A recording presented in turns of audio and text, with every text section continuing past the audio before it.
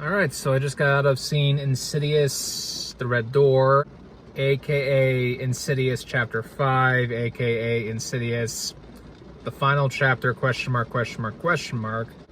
It's 9 years after the events of Insidious Chapter 2, because, you know, chronologically speaking, it's Chapter 3, Chapter 4, Chapter 1, Chapter 2, and then we get to The Red Door. So it's 9 years later.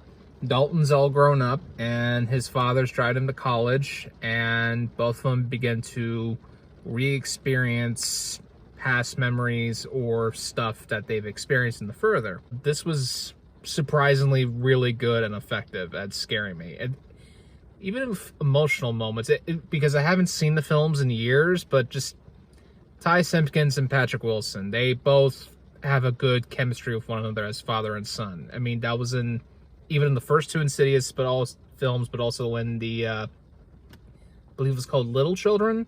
I believe Ty Simpkins played Patrick Wilson's son in that film as well. But they both have great chemistry together, and it still shows, even with Ty Simpkins being a young adult now. There's a lot of emotional moments. There's a lot of tense and scary moments. And honestly, this does end in a way where it just could be the final chapter, although I am a nerd who wants to see some type of resolution to the end of Chapter 2, especially now, since knowing that the little girl in the end of Chapter 2 was Jenna Ortega. I mean, she's kind of a big star now. If this does a massive box office success, who knows? Maybe there could be a spin-off to explore that. I mean, there's a bit of an end credit stinger.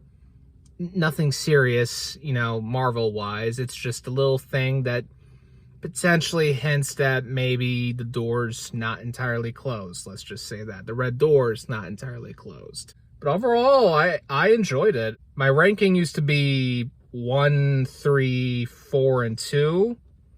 This is definitely higher than 2, but it relies heavily on 2 so much it kind of retroactively makes it good, I guess. I don't know. 3 and 5 are interchangeable. So for me, ranking-wise, this be 1, 3, 5, interchangeable, 4, and then 2.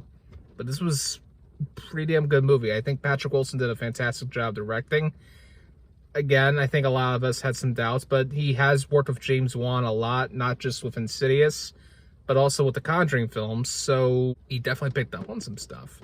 And there's a lot of good effective scares in this film, especially the MRI sequence. That was, woo boy. I hope I never have to get. I hope I never have to get one.